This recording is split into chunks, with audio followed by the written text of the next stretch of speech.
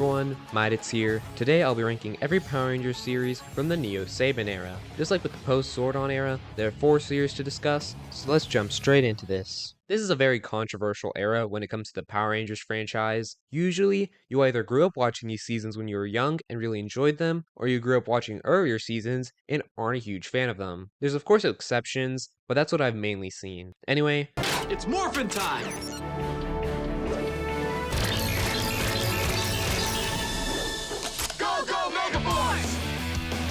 Power Rangers Megaforce is not good. Megaforce follows the classic Power Rangers formula of teenagers being chosen to protect the Earth from evil aliens. One thing I immediately have to say is that I'm not the biggest fan of how it's divided into 2 seasons, and that's a problem with the whole era. The Mighty Morphin 2010 remaster already messed up the flow the show had when it came to adapting Super Sentai seasons, but this just completely destroys it. And what makes it worse is that the 2 seasons combined are roughly the same length as one of the older seasons. In this series, we follow Red Ranger Troy, Pink Ranger Emma, Black, then later Green Ranger Jake, Yellow Ranger Gia, Blue Ranger Noah, Robo Knight, and Silver Ranger Orion. I'm going to be honest right off the bat, I don't find this team very interesting. In this case, I definitely don't think it's the fault of the actors. The 6 main Rangers were all the Power Rangers convention in 2018, something I didn't see with almost any other series reunion, so it's clear these actors enjoyed working on the show. But the dialogue just feels unusually stiff here. I don't think there are any Power Rangers moments that can be considered Oscar-worthy, but the previous eras and some of the later seasons don't sound like this. Anyway, the Rangers start by fighting against the space military group called Warstar, but then have to face the entire empire called Armada. Megaforce is the 20th season of Power Rangers, so it is supposed to be a big celebration of the franchise. Across 2 seasons,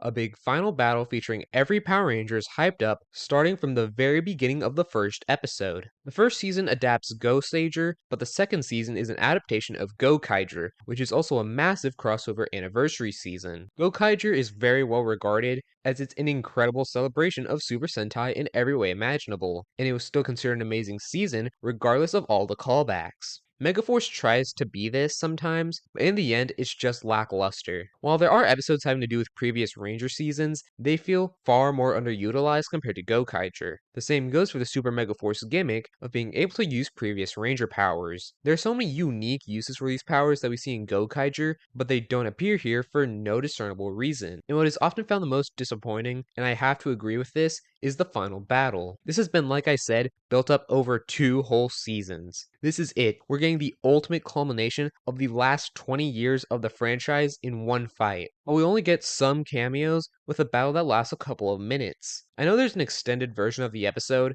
but this is still just kinda sad regardless, especially with how few actors return for this finale. I highly doubt that only 11 out of the dozens of Power Rangers actors there are were willing to come back for this. This season just feels cheaply made, and it's a shame because the audience, and definitely the cast, deserved much better. Samurizers! Go Samurai!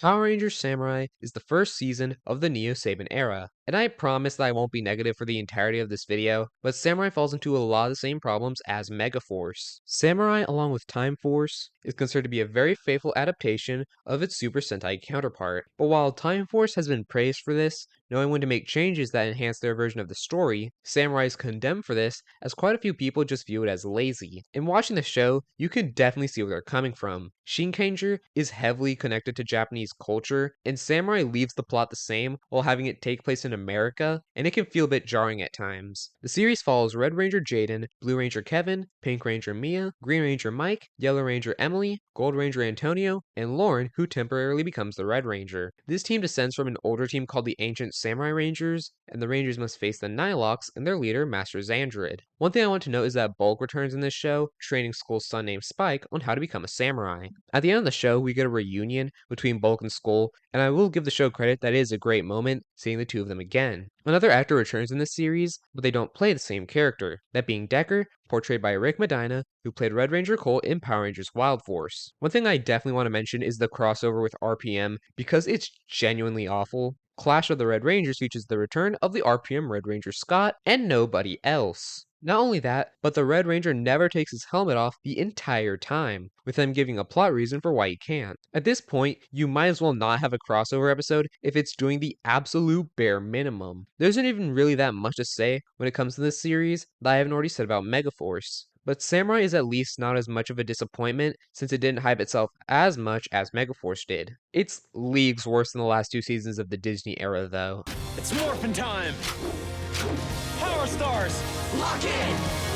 Power Rangers Ninja Steel is the final season of the Neo Saban era, and honestly, it's fine. We mainly follow the characters of Red Ranger Brody, Blue Ranger Preston, Yellow Ranger Calvin, White Ranger Haley, Pink Ranger Sarah, and Gold Ranger Levi, with two other characters becoming the Red Ranger for a short time. This show does something similar to Samurai, but while in that season the whole team had Samurai roots, only the Red and Gold Rangers are connected to ninjas. I think it's a smart move since it allows the team to be a bit more unique, with Brody and Levi having a far more different background compared to the others. While I still don't think it's incredible, this show is definitely far better written, and I feel like the actors' performances are able to shine through here a bit more. I also like that in this season, Calvin and Haley are a couple from the start, and it's never a will they won't they relationship. There's a lot of the times where the show has done that well, but it's nice to see something more different for a change. I think the villain idea works well, as the main antagonists hold a game show called Galaxy Warriors, where to win, you have to defeat the Power Rangers. So it's actually a good reason for why multiple monsters aren't sent out all at once. Let me quickly explain Brody's backstory, since it's kind of important to know. Brody's dad, the original Red Ninja Steel Ranger, has this artifact called the Ninja Nexus Prism, which created the Ninja Steel powers. Brody's dad tried to protect the Ninja Nexus Prism, but he failed, and a young Brody was also kidnapped by the main villains of the show. Years later, Brody along with Mick and Redbot, other members of the show's main cast, escape from Galvanax's ship, taking the prism with them. The Rangers then are able to grab these items called Power Stars from the prism, which turns them into Power Rangers. Mick is a recurring character, and I find him to be a fun addition. I actually didn't know this until quite a while ago, but Mick's actor also plays quite a few other characters across the Power Rangers franchise. Just look, this is how many series he appears in. Brody had a brother he never saw again after being kidnapped, but his brother is later revealed to be the Gold Ranger Levi, whose real name is Aiden. I've been sounding pretty positive with Ninja Steel, but it is mainly because of how much of an incredible step up this is in comparison to the previous two series. The series still suffers from some general issues of the Neo Saban era, but there are some incredible highlights also. There's a small crossover with Dino Charge, but the main show here is clearly the 25th anniversary special, Dimensions in Danger. While it's obviously far smaller in scale in comparison to the finale of Megaforce, it is a far more enjoyable experience that doesn't set your expectations so incredibly high. We get actors from multiple different eras of the show, and the concept of the Master Morpher is super cool, even if they once again forget that Tommy was the Red Turbo Ranger. This series definitely has its fair share of issues still left over from Samurai and Megaforce, but I do think that's a solid ending to this era of the show. As you can clearly see from this video, I'm not the biggest fan of this era, but there is one series that I do think is great. It's morphin' time! Dino Charger! Ready!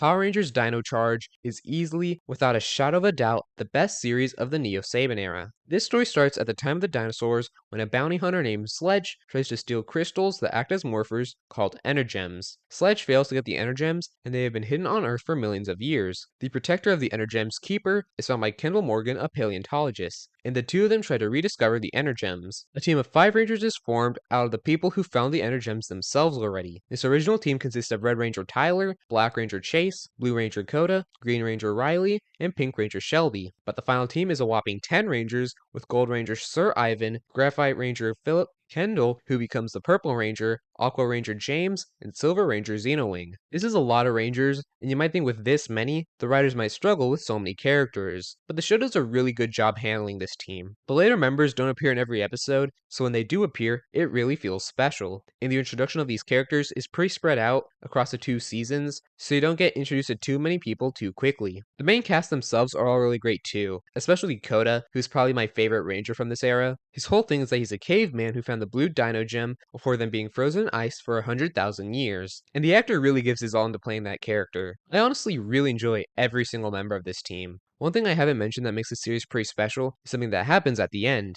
At first, it just seems like a normal Power Rangers series that fits in nicely with everything else. But Dino Supercharge's finale shows both the main villains and Earth being sucked into a black hole. The Rangers are then forced to travel back in time to stop Sledge from trying to get the Energems in the first place. They succeed and are able to turn back home. But since Sledge was responsible for the extinction of the dinosaurs, the Rangers have created a completely new timeline where dinosaurs still exist. And it has been confirmed that Dino Charge, after the finale, is an alternate universe separate from the other Power Rangers shows. Although this, of course, doesn't affect the possibility of future crossovers in any way. The issues I've had with some of the other seasons of this era regarding dialogue isn't nearly as bad here, and I can say with full certainty that this is on the same level as some of the better seasons of the prior eras. Definitely not the best, but it is really good. The Neo Saban era is not great. I'm only a bit knowledgeable when it comes to behind the scenes stuff, but you can tell that nostalgia played a heavy factor on how some of these seasons turned out. The reuse of the Mighty Morphin theme definitely shows that they want you to feel like Power Rangers is going back to its roots in the 90s, but it just feels like they chose to do the bare minimum a good chunk of the time. I don't know what changed with Dino Charge, but I seriously wish we lived in a world where the other series were on that level, because there's definitely a ton of potential to make something great, as we saw with Dino Charge and parts of Ninja Steel. There is one more era of Power Rangers to review, and I have not watched it. That's not fully true though. I recently started watching Beast Morphers during the making of the series, but I am not close to being done with the Hasbro era of Power Rangers. I definitely plan on watching the final 5 seasons, but don't expect the next video to be coming out very soon. Naturally, being on YouTube and searching Power Rangers content for this series, I've seen some things regarding the final seasons, so I will admit I am really excited to see what's coming up. We've been on a bit of a decline, and I really hope Power Rangers ends things with a bang. I hope you all enjoyed today's video. If you made it this far, you probably did, so check out some of my other content. If you really like this video for some reason, subscribe. That's it for now, and I'll see you all in the next one. Take care.